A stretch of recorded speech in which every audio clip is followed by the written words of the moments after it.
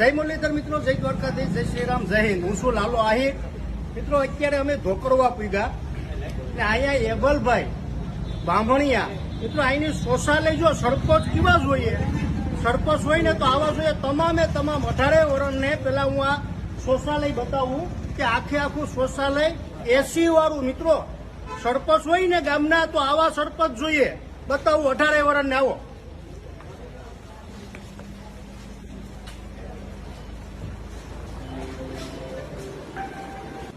એસી વાળું શૌચાલય ને મિત્રો 3 લાખની સહાય હતી ને 3 લાખ રૂપિયો એબલભાઈ બામણિયાએ ઘરના નાખ્યા.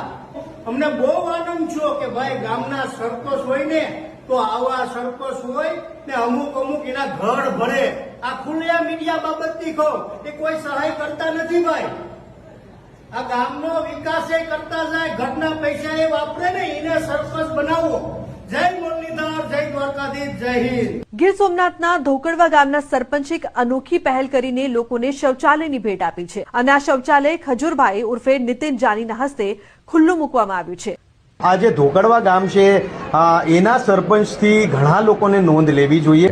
3 લાખ રૂપિયા જિલ્લા ગ્રામ વિકાસ એજન્સીએ આપ્યા અને 3 લાખ રૂપિયા મેં મારો સ્વભાવ છે કાયમી સારા કામમાં વાપરવાનો. એમ સારું કામ હતું એટલે 3 લાખ રૂપિયા મેં ખર્ચ કર્યા.